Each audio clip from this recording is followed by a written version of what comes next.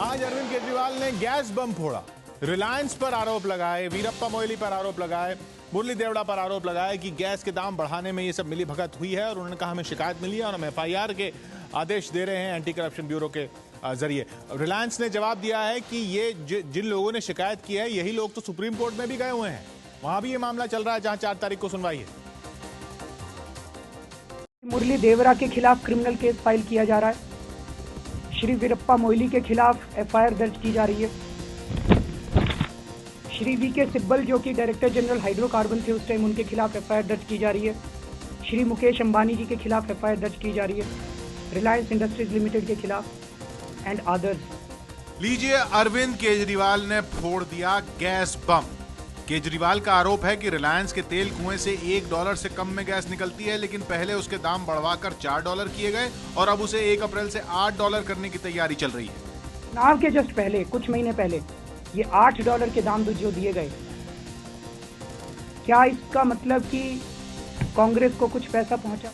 केजरीवाल के मुताबिक 4 लोगों ने दिल्ली सरकार के एंटी करप्शन ब्यूरो के पास शिकायत की, जिसके बाद केस दर्ज किए गए हैं। ये 4 लोग हैं पूर्व कैबिनेट सचिव TSR सुब्रमण्यम, पूर्व एक्सपेंडिचर सचिव EAS शर्मा, पूर्व नेवी चीफ एडमिरल टहलियानी और वरिष्ठ वकील कामिनी जायसवाल। ये जी ने अपने रिपोर्ट में कहा है कि इस तरीके से घोटाला है और आज तक सेंट्रल गवर्नमेंट ने कोई एक्शन नहीं लिया। लेकिन सवाल उठता है कि क्या केजरीवाल का केस दर्ज करने का फैसला सही है? ये सवाल इसलिए क्योंकि पहले से ही ये मामला सुप्रीम कोर्ट में चल रहा है। एक ऐसा एफआईआर है जो कभी दर्ज नहीं करना चाहिए था। ये एक पॉलिटिकल एजेंडा है और ये एफआईआर सस्पिशियस है। ये मामले जितने भी हैं प्राइसिंग के, वो सुप्रीम कोर्ट के सामने हैं। उसमें ज़्यादा गंभीर मामला ये है कि ये अगर कहा जाए कि दिल्ली में केंद्र सरकार बैठती है, तो अगर कोई भी केंद्र सरकार के खिलाफ भ्रष्टाचार का आरोप हो तो दिल्ली सरकार को उस पर एफआईआर रजिस्टर करने का जुरिस्डिक्शन बनता है। ये तो कल केंद्र सरकार ही बंद हो जाएगी दिल्ली में। सुप्रीम कोर्ट में इस मामले की सुनवाई 4 मार्च को है। ऐसे में सवाल ये कि केजरीवाल ने सुप्रीम कोर्ट के फैसले का इंतजार क्यों नहीं किया? इसी सवाल पर हमारे साथ आम आदमी पार्टी से गोपाल राय जुड़ रहे हैं, उनके सामने हैं कांग्रेस से अर्जुन मोढवाडिया साहब और हमारे साथ SC त्रिपाठी साहब हैं, पूर्व तेल सचिव। सबसे पहले मैं त्रिपाठी साहब आपके पास आऊंगा एक थोड़ी तस्वीर साफ समझने के लिए। ये सुप्रीम कोर्ट में इसी मामले पर तो यही मामला गया हुआ है। गुरदास दासगुप्ता PIL लेकर गए, फिर एक और PIL थी, दोनों क्लब कर दी गई। तो ये जो सवाल उठाया है आम आदमी पार्टी की सरकार ने, इसको आप कैसे देखते हैं ये सुप्रीम कोर्ट में जाने से पहले?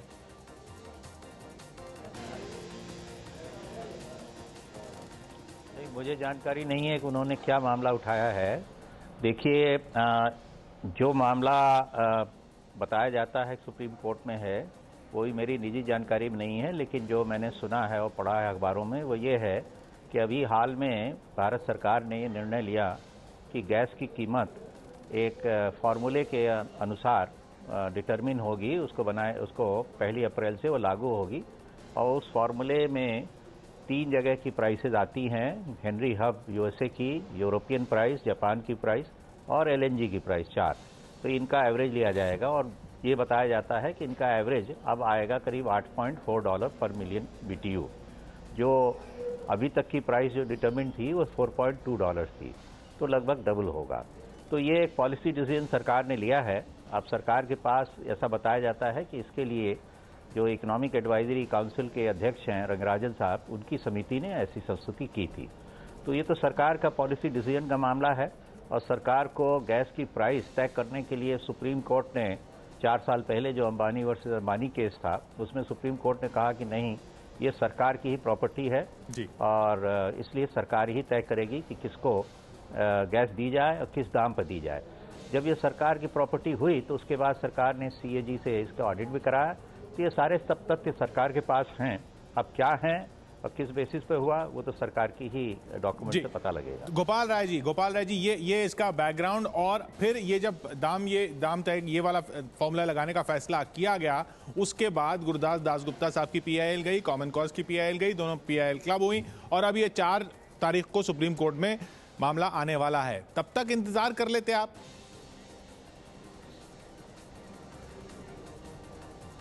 देखिए, पहली बात यह है कि सुप्रीम कोर्ट में जो मसला चल रहा है वो उसका एक छोटा सा हिस्सा है। जहां तक इन चारों लोगों की तरफ से एप्लीकेशन केंद्र सरकार के पास भी गई, सीएजी की जांच भी हुई, सीएजी की जांच में भी इस तरह की अनियमितता पर प्रश्न उठाए गए, उन सब चीजों के बाद भी आज तक सरकार ने उसके खिलाफ कोई जांच की कार्रवाई नहीं शुरू की। मामला सुप्रीम कोर्ट में है ना गोपाल राय जी, सरकार के पास आए, सुप्रीम कोर्ट में है ना, 4 तारीख 4 मार्च कितनी दूर है? 4 मार्च कितनी दूर है? सुप्रीम कोर्ट में है ना मामला। नहीं, ये तो जांच की प्रक्रिया आगे बढ़ रही है, जांच की प्रक्रिया आगे बढ़ रही है, जांच होना जरूरी है। सीएजी के रिपोर्ट के बाद भी सरकार किन दबाव में जांच नहीं करवा रही है और क्यों ये सारा, और आप मतलब आपको याद हो, आपका ये मानना था कि जब आपका ये मानना कि ये किसी दबाव में जांच नहीं हो रही है। जयपाल रेड्डी साहब ने प्रश्न उठाया, उनको हटाया गया। जी मोडवाडिया साहब, आरोप आपकी नीयत पर है, सवाल आपकी नीयत पर है कि ये जानबूझकर रिलायंस को फायदा देने के लिए ऐसा किया गया।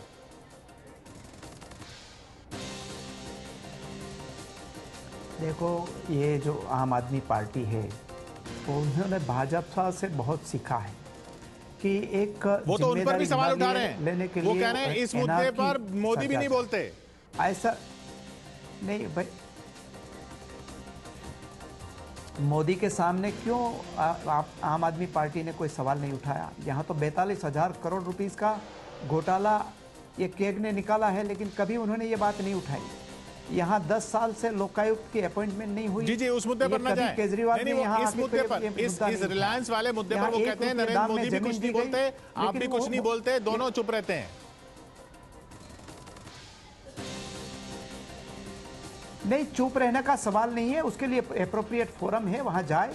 और उसमें आज उनका आम आदमी पार्टी ने जो प्रोमिसेस दिए हैं लोगों को, महंगाई कम करने का, भ्रष्टाचार कम करने की, या पानी का दाम घटाने का, बिजली का दाम घटाने का, उससे वो नहीं कर पाएंगे।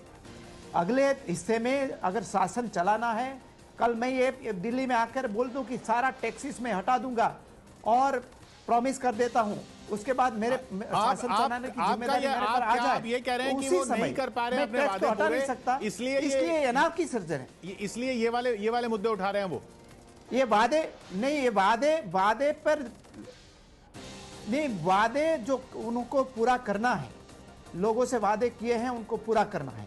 इसी वादे पूरे करने के लिए हमने, कांग्रेस पार्टी ने उनको सपोर्ट दिया है।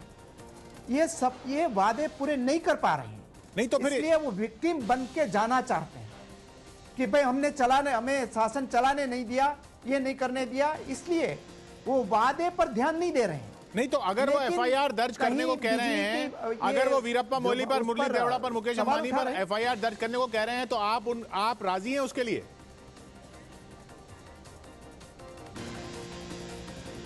देखो, एफआईआर दर्ज होने से कुछ नहीं होता।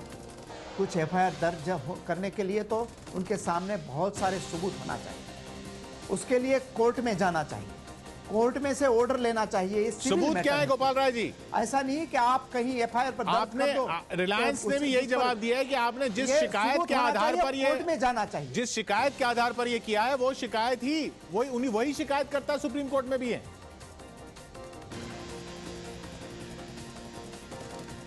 नहीं, तो एंटी करप्शन ब्रांच ने एफआईआर दर्ज करके जांच प्रक्रिया तो शुरू कर रही है।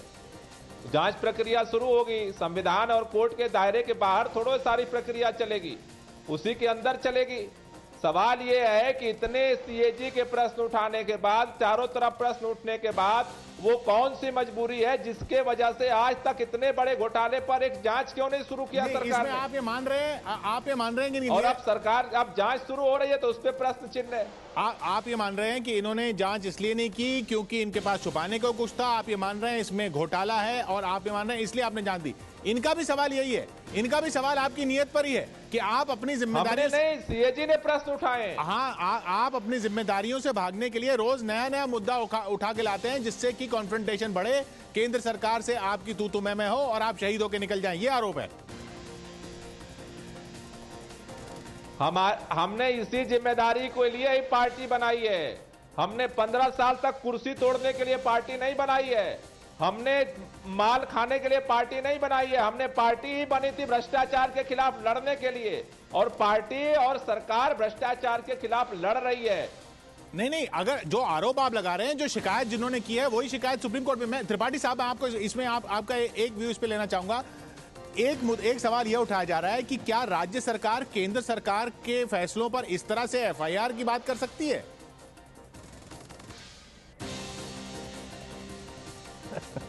ये तो आप जो है ये विधि एक्सपर्ट्स और इसका जनरल अटॉर्नी जनरल से पूछें। देखिए, एफआईआर तो एक फर्स्ट इंफॉर्मेशन रिपोर्ट है जी, वो कोई भी किसी भी चीज के बारे में दर्ज कर सकता है जी। उसके बाद जो सीआरपीसी है वो ये बताएगी कि वाकई इससे कोई ऑफेंस इसमें मेकआउट होता है कि नहीं होता है, और अगर कोई ऑफेंस इसमें मेकआउट नहीं होता है तो कभी कभी गलत एफआईआर दर्ज करने वालों के खिलाफ भी कार्रवाई हो सकती है। लेकिन अगर कोई ऑफेंस मेकआउट होता है तो वो जांच करेंगे। अब ऐसे मामले में जो कि एक सेंट्रल गवर्नमेंट ने डिसीजन लिया है एक पॉलिसी के तहत, अगर उसमें कोई मैलाफाइडी है तो उसका सबूत देना चाहिए और उसके लिए एक विशेषज्ञ जांच करेगी। मेरे ख्याल से ये एंटी करप्शन डिपार्टमेंट या कोई पुलिस सब स्टेशन का स्टेशन ऑफिसर इंचार्ज ऐसे टेक्निकल मामले में ऐसी जांच नहीं कर सकता है, नहीं कर पाएगा, उसके पास कोई तथ्य भी नहीं होंगे। ये तो सीएजी वगैरह जिन्होंने अगर इस अकाउंट को देखा हो, जांचा हो, उनकी कोई रिपोर्ट हो तो उसके आधार पर अगर हो तो उसमें ज्यादा तथ्य होंगे, तब तो कोई बात शायद बन पावे। गोपाल राय जी, रंगराजन कमेटी बनी थी, क्या आप उस कमेटी त्रिपाठी जी, सीएजी ने अपनी बातें रखी हैं। जी, सीएजी ने अपनी बातें रखी हैं, लेकिन प्राइसिंग फॉर्मूले पर रंगराजन कमेटी का जो फॉर्मूला था, क्या आपको रंगराजन कमेटी पर भी आप सवाल उठा रहे हैं? देखिए, सवाल मसला क्या है कि सवाल तो तभी उठे थे जब जयपाल रेड्डी साहब को हटाया गया था। नहीं, ये तो उसके बाद की बात है। मंत्री ने जिन्होंने ऑब्जेक्शन किया उनको मंत्री कुर्सी से उठा के फेंक दिया गया और अचानक बीरप्पा मोइली साहब को लाया गया था, तभी सवाल उठे थे। वक्त यहाँ पर हमारी बहस का खत्म होता हुआ, लेकिन सवाल यहाँ पर इसलिए अहम है क्योंकि ये बहुत ही संवेदनशील क्षेत्र है। ये क्षेत्र इसलिए संवेदनशील क्योंकि भारत की पूरी प्रगति इस तेल गैस सेक्टर पर निर्भर करती है, और उस पर अगर इस तरह से इल्जाम लगाए जाएंगे जब सुप्रीम कोर्ट में मामला चल रहा है तो ये जरूर उठेगा मुद्दा कि ये इस वक्त क्यों लगाए जा रहे हैं। 4 तारीख को सुप्रीम कोर्ट में इसी मामले पर सुनवाई होनी है।